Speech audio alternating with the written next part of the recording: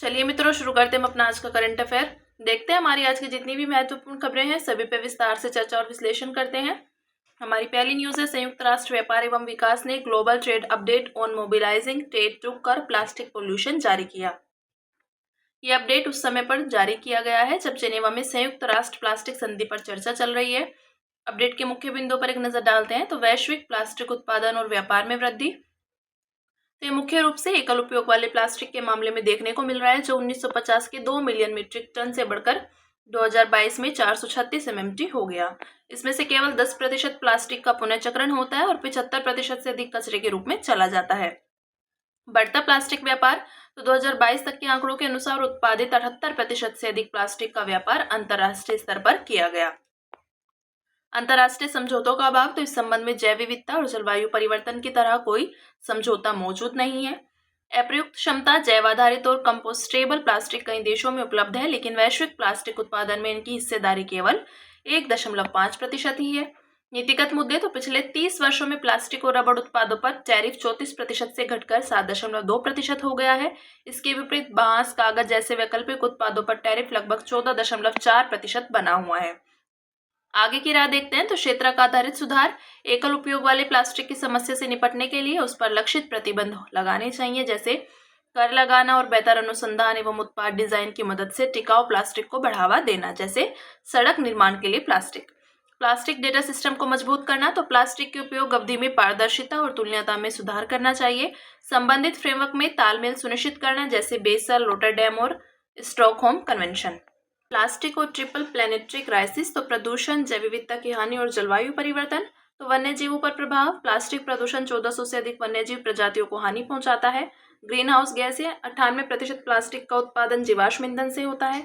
सीमा पार प्रभाव, प्लास्टिक कचरा भूमि और समुद्री पारिस्थितिकी तंत्रों से होता हुआ देशों की सीमाओं को पार कर जाता है। असमान प्रभाव, तो यह संकट लघु द्वीपीय विकासशील देशों और विकासशील देशों को असमान रूप से प्रभावित करता है। प्लास्टिक प्रदूषण को रोकने के उपाय, तो भारत प्लास्टिक अपशिष्ट प्रबंधन नियम 2016 और इसके प्रमुख संशोधन, तो पीडब्ल्यूएम संशोधन नियम 2021, यह एकल उपयोग वाले प्लास्टिक पर प्रतिबंध लगाता है जो जुलाई 2022 से प्रभावी है। पीडब्ल्यूएम संशोधन नियम 2022, तो प्लास्टिक पैकेजिंग के लिए विस्तारित उत्पादक उत्तरदायित्व को लागू किया गया है। पीडब्ल्यूएम संशोधन नियम 2024, इसमें शहरी स्थानीय निकायों और पंचायतों की जिम्मेदारियों को निर्धारित किया गया है। वैश्विक पहले, MARPOL कन्वेंशन का अनुलग्नक 5, ब्रिजटाउन कोवेनेंट आदि। नेक्स्ट है, सुप्रीम कोर्ट ने कहा कि पर्यावरण और पारिस्थितिकी को नुकसान पहुंचाकर राजस्व अर्जित नहीं किया जा सकता। तो सुप्रीम कोर्ट ने यह टिप्पणी विशेष अनुमति याचिका की सुनवाई के दौरान की थी। इस सुनवाई के दौरान सुप्रीम कोर्ट ने हिमाचल प्रदेश राज्य सरकार की उस अधिसूचना को बरकरार रखा जिसमें हरित क्षेत्र घोषित स्थलों पर सभी प्रकार के निजी निर्माण कार्यों पर रोक लगाई गई थी। इस क्षेत्र के समक्ष मौजूद प्रमुख मुद्दे, सुप्रीम कोर्ट की टिप्पणियां, तो अवसंरचना का विकास, कनेक्टिविटी और पर्यटन के दोहरे लक्ष्यों के चलते 4 लेन वाले राजमार्ग, अस्थिर ढलानों पर निजी अवसंरचना जैसी परियोजनाओं का प्रसार हो रहा है। जल विद्युत का विस्तार, तो अनियंत्रित निर्माण कार्यों का जलीय जीवन पर प्रतिकूल प्रभाव पड़ रहा है। उदाहरण के लिए सतलज नदी एक छोटी नदी में तब्दील हो गई है। बढ़ती सुभेद्यता, तो अनियंत्रित और अविनियमित गतिविधियों ने मिट्टी की संरचना एवं पकड़ को कमजोर कर दिया है। इससे आपदाओं के प्रति सुभेद्यता बढ़ गई है। उदाहरण के लिए कुल्लू 2025, मंडी 2025, शिमला 2023 आदि। हिमनदों का पीछे हटना तथा पिघलना, लाहौल स्पीति में सबसे बड़े 12 शीघ्र ग्लेशियर का आकार लगभग 2 से 2.5 किलोमीटर तक कम हो गया है। कानूनी बाधाएं, तो अपशिष्ट संग्रहण और प्रबंधन के लिए नगर पालिकाओं को विनियमित करने वाले कानून अपशिष्ट प्रबंधन नियम 2016 के उद्देश्यों के अनुरूप नहीं है। प्रशासनिक मुद्दे, तो राज्य में विविध स्थानों पर पहले स्थापित वन रक्षक चौकियों को हटाने से वृक्षों की अवैध कटाई की समस्या और बढ़ गई है। इस समस्या के प्रभावी समाधान के तरीके, तो उचित निगरानी और सरकारी जवाबदेही, ग्रीन टैक्स फंड को असंबंधित उद्देश्यों के लिए उपयोग में लाने से रोकना, अवैध कार्यों को रोकना, खनन और उत्खनन जैसे कार्यों को रोकने के लिए वैकल्पिक आय के स्रोत उपलब्ध कराना, साथ ही पर्यावरणीय विनियमों को प्रभावी रूप से लागू करना। विशेषज्ञों की राय को अपनाना, तो कोई भी विकासात्मक परियोजना शुरू करने से पहले भूवैज्ञानिक, पर्यावरण संबंधी विशेषज्ञों और स्थानीय लोगों की राय ली जानी चाहिए। संधारणीय ठोस अपशिष्ट प्रबंधन, इसमें स्थानीय अपशिष्ट पृथक्करण, सामुदायिक जागरूकता और विकेंद्रीकृत प्रसंस्करण जैसे उपाय किए जाने चाहिए। फिर नेक्स्ट है, 26 तकनीकी कंपनियों ने यूरोपीय आयोग के journal purpose AI code of practice पर हस्ताक्षर किए। तो अमेजन, गूगल, माइक्रोसॉफ्ट और IBM सहित 26 प्रमुख तकनीकी कंपनियों ने स्वेच्छा से यूरोपीय आयोग के general purpose AI code of practice पर हस्ताक्षर किए हैं। यह संहिता स्वैच्छिक है, लेकिन इस पर हस्ताक्षर करने वालों को कानूनी स्पष्टता मिल सकती है और EU के आगामी AI अधिनियम के बाध्यकारी प्रावधानों के अनुसार अनुकूलन करने उनके लिए आसान हो सकता है। यह अधिनियम अगले 2 वर्षों में लागू हो जाएगा। इस संहिता में 3 अध्याय हैं: पारदर्शिता, कॉपीराइट और बचाव एवं सुरक्षा। यूरोपीय संघ AI अधिनियम के विषय में देखते हैं। यूरोपीय संघ AI अधिनियम दुनिया का पहला व्यापक AI कानून है। इस अधिनियम में विनियमन के लिए जोखिम आधारित दृष्टिकोण अपनाया गया है। साथ ही यह AI से उत्पन्न जोखिम के अनुसार उस पर अलग अलग नियम लागू करता है। यह AI प्रदाताओं के लिए स्पष्ट जवाबदेही सुनिश्चित करता है। इसका अपनी मूल्य श्रृंखलाओं और थर्ड पार्टी जोखिम प्रबंधन के माध्यम से जनरेटिव AI का उपयोग करने वाले व्यवसायों पर सीधा प्रभाव पड़ेगा। जनरल डेटा प्रोटेक्शन रेगुलेशन की तरह EU AI अधिनियम के भी एक वैश्विक मानक बनने की उम्मीद है। इसका उद्देश्य दुनिया भर में जीवन पर AI के नकारात्मक की बजाय सकारात्मक प्रभाव सुनिश्चित करना है। अनुपालन तो नियमों का पालन न करने पर काफी जुर्माना लगाया जा सकता है, जो कंपनी के वैश्विक टर्नओवर का 7% तक हो सकता है। कंपनियों द्वारा उठाई गई प्रमुख चिंताएं तो कंपनियों का मानना है कि यह कोड मॉडल डेवलपर्स के लिए कानूनी अस्पष्टताएं पैदा करता है और आगामी AI अधिनियम के दायरे से परे है। विनियामक जटिलता और प्रशासनिक बोझ से यूरोप की AI प्रतिस्पर्धात्मकता पर नकारात्मक प्रभाव पड़ सकता है। भारत में AI विनियमन तो भारत में AI को विशेष रूप से विनियमित करने वाला कोई कानून नहीं है। इसके बजाय भारत ने AI के विकास और उपयोग का समर्थन करने के लिए एक सरकारी मिशन पर ध्यान केंद्रित किया है। इंडिया AI मिशन का उद्देश्य एक अभिनव, कुशल, सुरक्षित और विश्वसनीय AI इकोसिस्टम को बढ़ावा देना है। नेक्स्ट, एक अध्ययन में हिमालय के बादलों में विषाक्त भारी धातुएं पाए गए। तो विज्ञान और प्रौद्योगिकी विभाग के अंतर्गत कोलकाता स्थित बोस इंस्टीट्यूट के एक अध्ययन ने स्वच्छ पर्वतीय वर्षा की धारणा को मिथक सिद्ध कर दिया है। अध्ययन के मुख्य बिंदुओं पर एक नजर डालते हैं। तो विषाक्त भारी धातुएं भारत में निचली स्तर की बादल पट्टी भारी विषाक्त धातु से प्रदूषित पाई गई हैं। प्रमुख प्रदूषक तो पश्चिमी घाट और पूर्वी हिमालय क्षेत्र के वर्षा रहित बादलों में कैडमियम, कॉपर, जिंक और क्रोमियम पाए गए हैं। पूर्वी हिमालय में अधिक प्रदूषण तो यहाँ 1.5 गुना अधिक प्रदूषण और 40 से 60% अधिक विषाक्त धातु भार पाया गया है। स्वास्थ्य संबंधी जोखिम तो बच्चों में वयस्कों की तुलना में 30% अधिक स्वास्थ्य जोखिम है। बादलों में घुला हुआ क्रोमियम और कैंसरकारी बीमारियों का खतरा बढ़ाता है। प्रदूषण के प्रमुख कारण पहाड़ी क्षेत्रों से वाहनों से निकलने वाला उत्सर्जन, निकटवर्ती निचले इलाकों से औद्योगिक प्रदूषण आदि। भारी धातुएं और भारी धातु प्रदूषण के बारे में भारी धातुओं की विशेषताएं तो इनका परमाणु भार 63.5 से 200.6 के बीच होता है और घनत्व 4000 किलोग्राम प्रति घन मीटर से अधिक होता है। उदाहरण के लिए zinc, copper, cadmium, cobalt, arsenic, सीसा, क्रोमियम आदि। आवर्त सारणी में 50 से अधिक तत्व भारी धातुओं की श्रेणी में आते हैं, जिनमें लगभग 17 अत्यंत घातक मानी जाती हैं। प्रदूषण उत्पत्ति की बात करें तो ये धातुएं प्राकृतिक रूप से पृथ्वी की सतह और भूगर्भ में पाई जाती हैं, जो पृथ्वी के निर्माण काल से ही मौजूद हैं। प्रदूषण के लिए जिम्मेदार कारक तो मानव जनित गतिविधियां, विशेषकर धातु आधारित औद्योगिक क्रियाएं जैसे स्मेल्टिंग यानी धातु गलाना, खनन, फाउंड्री उद्योग, धातुओं का रिसाव आदि। फिर नेक्स्ट है भारत के उपराष्ट्रपति का चुनाव 2025। तो भारत निर्वाचन आयोग ने 17वें उपराष्ट्रपति चुनाव की तारीख की घोषणा कर दी है। चुनाव भारत की राजनीतिक व्यवस्था का एक महत्वपूर्ण हिस्सा है। उपराष्ट्रपति से संबंधित संवैधानिक प्रावधान तो कार्यकाल और रिक्ति तो अनुच्छेद 67 के अनुसार उपराष्ट्रपति का कार्यकाल 5 वर्ष का होता है। अनुच्छेद 68(2) के अनुसार पद रिक्त होने पर जल्द से जल्द चुनाव कराना अनिवार्य है। निर्वाचक मंडल तो इसमें लोकसभा और राज्यसभा दोनों के सदस्य यानी निर्वाचित और मनोनीत शामिल होते हैं। वर्तमान में दोनों सदनों के कुल सदस्यों की संख्या 782 है। मतदान प्रणाली तो अनुच्छेद 66(1) के तहत चुनाव एकल संक्रमणीय मत के माध्यम से अनुपातिक प्रतिनिधित्व प्रणाली और गुप्त मतदान द्वारा होता है। प्राधिकार अनुच्छेद 324 तथा राष्ट्रपति और उपराष्ट्रपति चुनाव अधिनियम 1952 के तहत शक्तियों का उपयोग करते हुए ECI चुनाव का संचालन करता है। उपराष्ट्रपति चुनाव की प्रक्रिया तो नामांकन उम्मीदवार को 20 प्रस्तावक और 20 अनुमोदक की आवश्यकता होती है। 15,000 रुपये जमानत राशि के रूप में जमा करना अनिवार्य है। मतदान संसद भवन में होता है और इसके लिए ECI द्वारा प्रदान किए गए विशेष पेन का उपयोग किया जाता है। पहली वरीयता का वोट देना अनिवार्य है।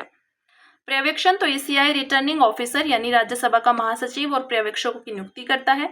चुनाव में पालन किए जाने वाले प्रमुख सुरक्षा उपाय तो पार्टी व्हीप की अनुमति नहीं होती, गोपनीयता का उल्लंघन या अनधिकृत पेन का उपयोग करने पर वोट अमान्य हो जाता है। राष्ट्रपति और उपराष्ट्रपति चुनाव अधिनियम 1952 के तहत घूसखोरी या अनुचित प्रभाव का उपयोग करने पर चुनाव को चुनौती दी जा सकती है। पात्रता तो कोई भी व्यक्ति उपराष्ट्रपति पद के लिए तब तक नहीं चुना जा सकता जब तक कि वह भारत का नागरिक ना हो, 35 वर्ष की आयु पूरी ना कर चुका हो, राज्यसभा के सदस्य के रूप में चुनाव लड़ने के लिए योग्य ना हो। ये बात की उपराष्ट्रपति की। अब बात करेंगे अन्य सुर्खियों की, जिसमें पहली न्यूज है संयुक्त राष्ट्र भारत वैश्विक क्षमता निर्माण पहल। तो भारत ने एशिया, अफ्रीका और कैरेबियाई देशों के लिए वैश्विक क्षमता निर्माण पहल के अंतर्गत संयुक्त राष्ट्र के साथ परियोजनाएं शुरू की। देखते हैं इसके विषय में। भारत और संयुक्त राष्ट्र ने इसे संयुक्त रूप से सितंबर 2023 में शुरू किया था। उद्देश्य है सतत विकास लक्ष्यों पर प्रगति में तेजी लाने के लिए क्षमता निर्माण और प्रशिक्षण कार्यक्रमों के माध्यम से ग्लोबल साउथ के देशों के साथ भारत के विकसित अनुभवों, सर्वोत्तम प्रथाओं और विशेषज्ञता को साझा करना। इसे नए संयुक्त राष्ट्र भारत SDG देश कोष के साथ साथ भारतीय तकनीकी और आर्थिक सहयोग कार्यक्रम के माध्यम से कार्यान्वित किया जाता है। नेक्स्ट, नए UPI नियम। तो नए UPI नियम 1 अगस्त को लागू हो गए। यूनिफाइड पेमेंट्स इंटरफेस एक त्वरित रियल टाइम भुगतान प्रणाली है। इसे भारतीय राष्ट्रीय भुगतान निगम द्वारा मोबाइल फोन के माध्यम से इंटर बैंक लेन देन की सुविधा के लिए विकसित किया गया है। नए नियमों के विषय में, तो नए नियम गूगल पे, फोन पे या पेटीएम जैसे सभी भुगतान सेवा प्रदाताओं पर लागू होंगे। नए नियम बैंक बैलेंस चेक करना, ऑटो पेमेंट प्रोसेसिंग और बैंक डिटेल्स को एक्सेस करने जैसी गतिविधियों को विनियमित करेंगे। लिस्ट अकाउंट, तो अब यूजर्स अपने मोबाइल नंबर से जुड़े बैंक खातों की सूची को किसी खास अकाउंट प्रोवाइडर के माध्यम से देख सकते हैं। इसे लिस्ट अकाउंट API के उपयोग पर लगाया गया प्रतिबंध भी कहा जा रहा है। Next, India post payments bank. तो इंडिया पोस्ट पेमेंट्स बैंक ने आधार आधारित चेहरा प्रमाणीकरण शुरू किया है। इसे UIDAI यानी भारतीय विशिष्ट पहचान प्राधिकरण के फ्रेमवर्क के तहत विकसित किया गया है। ये ग्राहकों को चेहरे की पहचान के माध्यम से बैंकिंग लेन देन करने में सक्षम बनाएगा। इससे फिंगरप्रिंट या OTP की आवश्यकता समाप्त हो जाएगी। इस प्रकार समावेशी बैंकिंग, तीव्र लेन देन आदि संभव हो जाएंगे। इसकी उत्पत्ति 2018 में हुई। मंत्रालय डाक विभाग, संचार मंत्रालय। उद्देश्य है प्रत्येक नागरिक तक बैंकिंग सेवाएं पहुंचाने के लिए व्यापक डाक नेटवर्क का लाभ उठाना। इक्विटी, इसका 100% स्वामित्व भारत सरकार के पास है। नेक्स्ट, निवेश, शिक्षा और संरक्षण निधि प्राधिकरण IEPFA अपना एक एकीकृत पोर्टल लॉन्च करने के लिए तैयार है। यह एक एकीकृत डिजिटल प्लेटफॉर्म है जिसे दावा प्रक्रियाओं को सरल बनाने तथा निवेशकों और कंपनियों दोनों के लिए एक्सेसिबिलिटी को बढ़ाने हेतु डिजाइन किया गया है। स्थापना 2016 में कंपनी अधिनियम 2013 की धारा 125 की उपधारा 5 के प्रावधानों के तहत स्थापित किया गया। कॉर्पोरेट कार्य मंत्रालय के अधीन कार्यरत। कार्य, निवेशक शिक्षा संरक्षण कोष का प्रशासन, निवेशकों को शेयर, दावा न किए गए लाभांश, परिपक्व जमा राशि, डिबेंचर आदि रिफंड करना, निवेशकों के बीच जागरूकता को बढ़ावा देना और निवेशकों के हितों की रक्षा करना, देश भर में वित्तीय साक्षरता को बढ़ावा देना। शुरू की गई पहले निवेशक दीदी, निवेशक पंचायत और निवेशक शिविर। फिर नेक्स्ट है प्रधानमंत्री किसान सम्मान निधि PM किसान। तो प्रधानमंत्री ने PM किसान योजना की 20वीं किस्त जारी की। इसका प्रारंभ 2019 में हुआ। केंद्रीय क्षेत्र की योजना है, कृषि एवं किसान कल्याण मंत्रालय। उद्देश्य है उन सभी भूमि धारक किसान परिवारों को आय सहायता प्रदान करना जिनके पास नाम पर कृषि योग्य भूमि है। अपात्रता संबंधी मानदंड, तो वे सभी संस्थागत भूमि धारक और किसान परिवार जिनके सदस्य पूर्व एवं वर्तमान में संवैधानिक पदों पर आसीन है। केंद्र राज्य सरकारों के कर्मचारी, डॉक्टर, इंजीनियर जैसे पेशेवर आदि। वित्तीय लाभ, तो प्रति परिवार प्रति वर्ष 6,000 रुपए जो प्रत्यक्ष लाभ अंतरण के माध्यम से हर 4 महीने में 2,000 रुपए की 3 समान किस्तों में मिलते हैं। देखते हैं फिर राष्ट्रीय महत्वपूर्ण खनिज मिशन के अंतर्गत मान्यता प्राप्त उत्कृष्टता केंद्र। तो खान मंत्रालय ने NCMM के तहत 7 संस्थानों को उत्कृष्ट केंद्र के रूप में मान्यता दी है।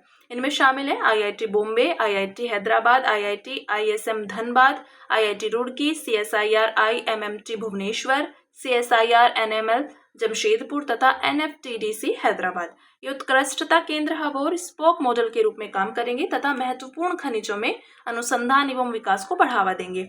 उल्लेखनीय है कि सोलर पैनल्स, पवन टरबाइन, इलेक्ट्रिक वाहन और ऊर्जा भंडारण प्रणालियों जैसी स्वच्छ ऊर्जा प्रौद्योगिकियों के लिए महत्वपूर्ण खनिज आवश्यक है। इन संसाधनों की आपूर्ति सुनिश्चित करने हेतु भारत ने इनकी दीर्घकालिक उपलब्धता और प्रसंस्करण सुनिश्चित करने के लिए NCMM को लॉन्च किया था। नेक्स्ट, अल्पाइन कस्तूरी मृग। तो केंद्रीय चिड़ियाघर प्राधिकरण की एक रिपोर्ट में यह खुलासा हुआ कि संरक्षण प्रजनन के लिए अल्पाइन कस्तूरी मृग की पहचान में गड़बड़ी हुई है। इसे गलती से हिमालय कस्तूरी मृग समझ लिया गया है। इसके विषय में देखते हैं। तो यह समशीतोष्ण जलवायु युक्त अल्पाइन घास के मैदान, झाड़ीदार क्षेत्र तथा बर्च, ब्लू पाइन और देवदार वृक्षों के वनों में लगभग समुद्र तल से 3,000 से 4,500 मीटर की ऊंचाई पर पाया जाता है। यह भारत, नेपाल, भूटान और चीन की स्थानिक प्रजाति है।